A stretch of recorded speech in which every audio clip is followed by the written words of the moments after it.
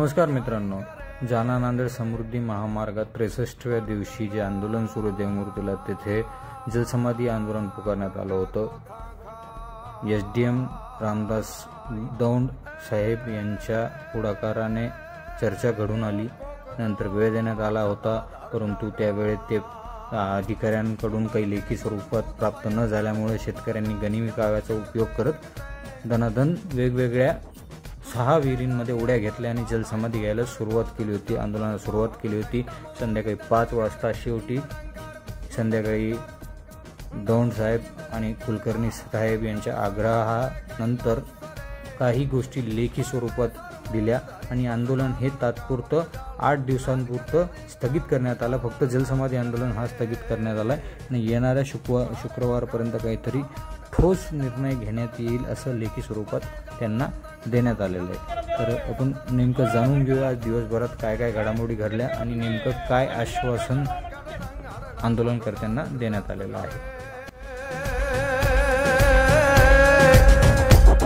परमेश्वर मोदधारी पशुपालन काम प्रजालन नाच करे जी काम प्रजालन नाच करे जी काम प्रजालन नाच करे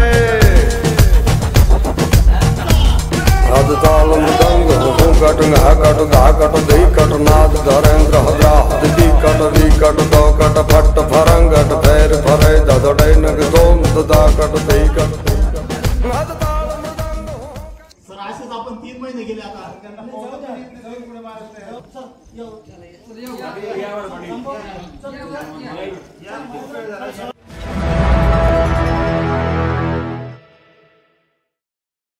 साहेब, आज आंदोलनाचा 63वा दिवस आहे। शेतकऱ्यांनी जलसमाधी आंदोलन पुकारलं होतं। सकाळी आपण चर्चा केली, नंतर वेळ मागितला, नंतर तरी देखील काही मागण्या त्यांच्या मंजूर नाही झाल्या आणि त्यांनी विहिरीत उड्या घेतल्या। आता काय नेमका तोडगा निघालाय तुमच्या चर्चेत? शेतकऱ्यांच्या ज्या मागण्या होत्या त्या सकाळी सविस्तरपणे मी ऐकून घेतल्या, त्यावर पूर्णपणे चर्चा पण केली। त्या चर्चाअंती असं निष्पन्न झालं की त्यांना जे आपण स्ट्रक्चर्स आहेत जमिनीवरचे, त्या स्ट्रक्चरबाबत सुनावणी घेऊन पुन्हा त्याचा जो मोबदला असेल तो मोबदला निश्चित करून तो किती होतोय, परत कुठले कुठले स्ट्रक्चर जात आहेत, हे सगळं त्यांना दाखवण्यात यावं शेतकऱ्यांना, अशी एक प्रमुख मागणी आहे। तर ती मागणी पण आम्ही मंजूर केली आहे। ज्यांच्या सुनावण्या राहिल्या असतील पुन्हा दुसऱ्या टप्प्यामध्ये आपण परत सुनावण्या घेऊ। तुमचं जोपर्यंत सॅटिस्फॅक्शन होत नाही तोपर्यंत आपण सुनावण्या घेऊ, काहीच अडचण नाही मला। सुनावण्या घेऊन आपण एजन्सीला पण बोलू, KML बघू, त्यानंतर सुनावण्यांती जे तुमचं स्ट्रक्चर 2021च्या नोटिफिकेशनच्या अगोदर असतील उपलब्ध ते आपण एजन्सीला पुन्हा लगेच मूल्यांकन करायला लावू। मूल्यांकन त्यांच्याकडून तातडीने मागून घेऊन ते जिल्हा समितीच्या पुढे ठेवू। जिल्हा समितीकडून पण ते पुन्हा मान्य करून जो मोबदला देय असेल तो आपण देण्याची कारवाई लगेच त्याच्या पुढे अनुसरण्यात येईल। दुसरं म्हणजे रेडी रेकनरच्या भावामध्ये वाढ व्हावी किंवा रेडी रेकनरमध्ये जो दर दिला आहे त्याच्यापेक्षा अजून त्याच्यामध्ये रिवाईज करून जास्त दर देण्यात यावा, असं दुसरी एक मागणी आहे। त्यासाठी काही रजिस्ट्रीज पण ऑलरेडी देण्यात आलेले आहेत, टाउन प्लॅनरकडे दिलेले गेलेले आहेत। त्याचा अहवाल जिल्हास्तरीय समितीसमोर ज्यावेळेस येईल त्यावर सकारात्मक निर्णय घेण्याची पण भूमिका प्रशासन दाखवत आहे। या सगळ्या गोष्टींचा जो उहापोह आहे मी कलेक्टर महोदयांसमोर पण केला।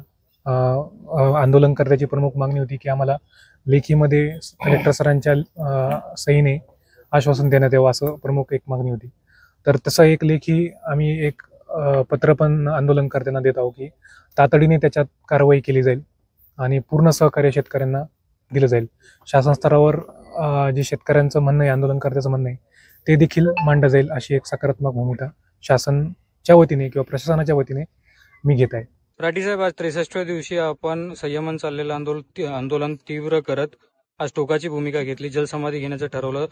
नव्याने रुजू झालेले SDM रामदास दौंड साहेब आले, त्यांनी सकाळपासून तुमच्यासोबत चर्चा केली। नेमकी काय चर्चा झाली आणि आपण जे जलसमाधी आंदोलन आहे हे काय तोडग्यावर मागे घेतलं? आम्ही जलसमाधी घ्यायचं ठरवलं होतं, 11ची वेळ दिली होती।